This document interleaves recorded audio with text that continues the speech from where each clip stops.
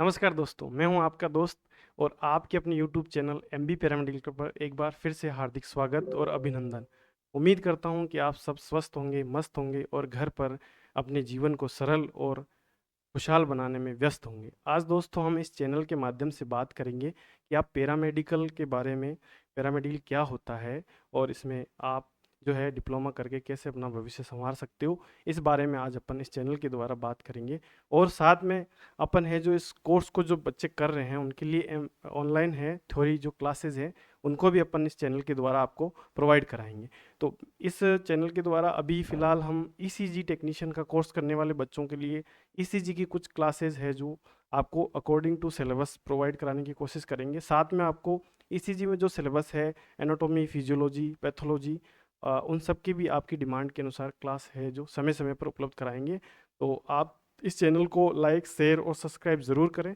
तो हम बात कर रहे थे कि पैरामेडिकल, तो आप देखोगे कि एक्चुअल में पैरामेडिकल क्या होता है, ये कैसे बना और इसका जो है का मतलब क्या होता है। अगर आप ध्यान से देखोगे,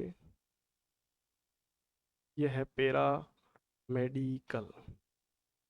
इनको अपन तोड़ के देखते हैं। ये है पैरा और इधर बचा है मेडिकल। पैरा का मतलब होता है सहायक,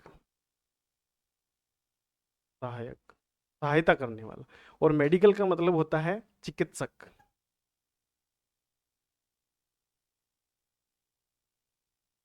तो ये दो शब्द है पैरा मेडिकल में, एक है सहायक और दूसरा है चिकित्सक। तो चिकित्सक और सहायक, जो चिकित्सा की सहायता करता है, जो चिकित्सक की सहायता करता है। जैसे चिकित्सक के पास कोई मरीज जाता है और वो अपनी कंप्लेंट बताता है कि मुझे इस प्रकार की परेशानी है, तो चिकित्सक द्वारा कुछ उन्हें टेस्ट के लिए या जांच के लिए एडवाइस किया जाता है कि आप कुछ जांचें करवा लीजिए। और उन जांचों का जो कार्य संपादित किया जाता है वो टेक्निकल स्टाफ द्वारा करवाया जाता है। और वो टेक्निकल स्टाफ है वो अपना ये पैरामेडिकल स्टाफ कहलाता है। तो आप, उम्मीद करता हूँ आप समझ गए होंगे पैरामेडिकल क्या होता है। अब इसमें बहुत सारी ब्रांचेज होती है, इनको इन्होंने बहुत सारी ब्रांचेज में डिवाइड कर दिया है। पैरामेडिकल की बहुत सारी ब्रांचेज, अगर आप पैरामेडिकल की ब्रांचेज की बात करो तो diploma in lab technology, DMLT, बहुत सारे कोर्सेज है इसमें, लिमिटेड नहीं है। Diploma in ECG, diploma in ECG technology, इसमें RPMC द्वारा अपने राजस्थान में, Rajasthan health allied state council के द्वारा इस प्रकार के कोर्स, डिप्लोमा कोर्सेज संपादित कराए जाते हैं। इसके साथ ही अगर आप देखोगे तो डिप्लोमा कोर्स के अलावा हमारे यहाँ बैचलर कोर्स भी होते हैं, पर इनमें प्रवेश की प्रक्रिया अलग अलग है दोनों की। अगर आप ध्यान दोगे तो डिप्लोमा में अगर आपको प्रवेश लेना है तो कक्षा 12 में आपके पास योग्यता, अब योग्यता की बात कर रहे हैं कि अगर डिप्लोमा आपको करना है तो आपके पास क्या क्या योग्यता होनी चाहिए। जो इन डिप्लोमा और बैचलर कोर्स को कर सकते हैं उनके पास कौन कौन से सब्जेक्ट होने चाहिए। और अभी इस पे प्रवेश प्रक्रिया डिप्लोमा वाली चल भी रही है और बैचलर वाली भी हो रही है। तो योग्यता की बात कर रहे हैं अपन, अगर डिप्लोमा में आपको एडमिशन लेना है तो आपके पास योग्यता क्या होनी चाहिए। कक्षा 12 में आपके पास विज्ञान वर्ग तो होना ही चाहिए, कक्षा 12 में विज्ञान वर्ग तो होना ही चाहिए। उसमें आपके पास दोनों चलेगा, अगर आपके पास बायो है वो भी इस डिप्लोमा को कर सकते हैं। दूसरा, अगर किसी के पास मैथ्स है तो वो भी इस कोर्स को आराम से कर सकते हैं। अब इनका जो ड्यूरेशन है, समय ड्यूरेशन कितने समय का होता है, उस पर बात करते हैं।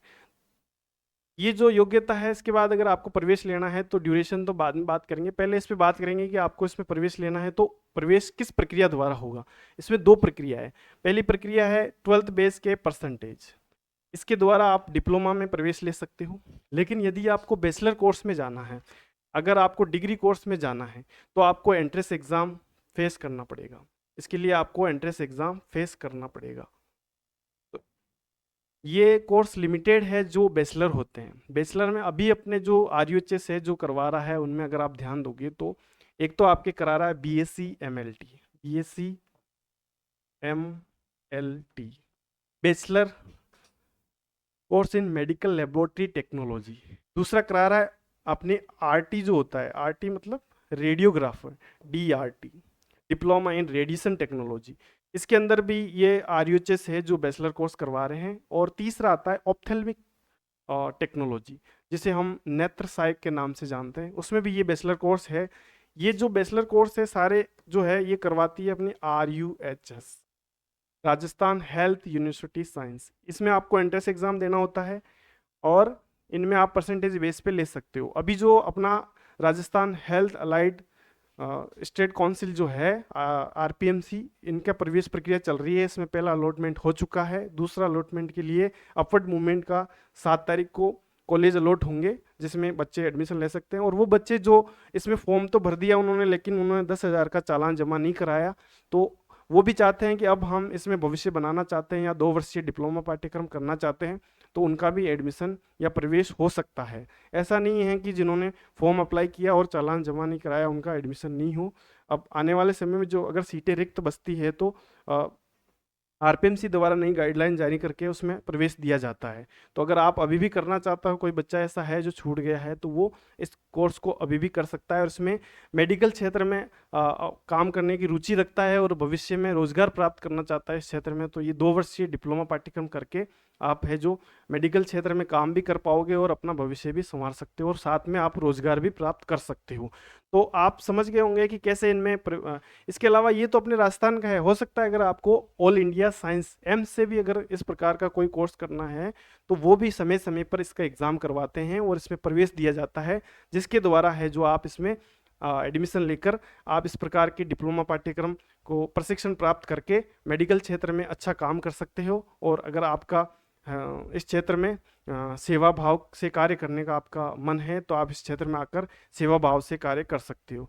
तो आपको ये समझ में आया कि भाई इसमें कैसे एडमिशन लेते हैं और इसमें कौन कौन से कोर्स हैं, इनमें क्या क्या काम होते हैं। अगर थोड़ी बात करें काम की, तो अलग अलग कोर्स का अलग अलग काम है, अलग अलग इनको टेक्निकली गुणवत्ता को बनाए रखने के लिए इस प्रकार के कोर्स डिजाइन किए गए हैं। ये कोर्स बहुत ही अच्छे लेवल के और अच्छे प्रकार से गुणवत्ता को बनाए रखने के लिए डिजाइन किए गए हैं। हर एक पैरामेडिकल की ब्रांच में अलग अलग ड्यूरेशन के अलग अलग पाठ्यक्रम है। अगर हम बात करें डिप्लोमा कोर्सेज की, तो डिप्लोमा कोर्सेज का ड्यूरेशन कितना होता है?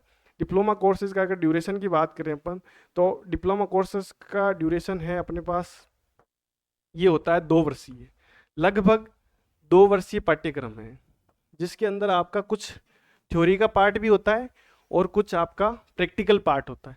थ्योरी में इसमें सब्जेक्ट होते हैं अलग अलग, जिनमें कुछ सब्जेक्ट कॉमन होते हैं और कुछ अलग अलग होते हैं। तो 2 वर्षीय पाठ्यक्रम तो डिप्लोमा वाला होता है। अगर आपको बैचलर करना है, डिग्री करना है, तो डिग्री में है जो ये 3 वर्षीय होता है। अगर किसी को पैरामेडिकल में उच्च शिक्षा ग्रहण करनी है, हायर एजुकेशन लेना है, तो आप है जो इस बैचलर या डिग्री कोर्स को करके आगे मास्टर भी कर सकते हो। उसमें मास्टर करने की भी सुविधा है। और अगर किसी ने डिप्लोमा कर रखा है, वो आगे बैचलर करना चाहता है, तो वो डिप्लोमा से सीधा डिग्री में आ सकता है और डिग्री के बाद में वो मास्टर डिग्री में आ सकता है। अगर मास्टर डिग्री इन जो भी अपना फील्ड है, जो भी अपना कोर्स है, उसमें कर सकता है। उसमें करके आप मेडिकल क्षेत्र में अच्छा फ्यूचर बना सकते हो और रोजगार प्राप्त कर सकते हो। तो दोस्तों ये समझ में आया कि इनका ड्यूरेशन, अगर अपन डिग्री कोर्स का बात करें तो ये नॉर्मल इसका ड्यूरेशन होता है 3 वर्षीय। को करने के लिए आपको समय लगेगा 3 वर्ष का, और फिर इसमें आगे मास्टर करना है तो वो अलग है। और इसकी प्रक्रिया सारी जो भी है, ये कोर्स करने के लिए आपको एंट्रेंस एग्जाम देना पड़ेगा। अभी फिलहाल इस पे चल रहा है, अगर हो सकता है आने वाले समय में आपकी RPMC खुद ही जो डिग्री कोर्स है चालू कर दें। कुछ कोर्स है जो अभी RUHS करा रहा है, समय धीरे धीरे हो सकता है ये आगे RPMC द्वारा ये संपादित किया जा सकता है। अगर इसकी पुरानी हिस्ट्री देखते हैं अपन, थोड़ी पुरानी हिस्ट्री अगर देखोगे आपकी, ये कहाँ से शुरू हुआ, कैसे इसको चालू किया गया, तो इसको पहले BTR कराता था। आपने नाम सुना होगा BTR का। BTR क्या होता है? Board of technical education, BTRE, Rajasthan technology, board of Rajasthan technology education, जो अभी अपना जोधपुर में है। ये इस कोर्स को पहले करवाता था, फिर इसको RUHS ने कराना शुरू किया 2011 में, और धीरे धीरे अब इसके लिए अलग से एक सुविधा कर दी जिसे अपन RPMC के नाम से जानते हैं। तो दोस्तों अगर आपको ये कोर्स करना है और इसमें एडमिशन लेना है, ये सारी प्रक्रिया होने के बाद आपको दिक्कत आती है थ्योरेटिकल क्लास में। अपने बच्चे लगभग हिंदी मीडियम के होते हैं और उनको इंग्लिश में पढ़ने में थोड़ी दिक्कत होती है।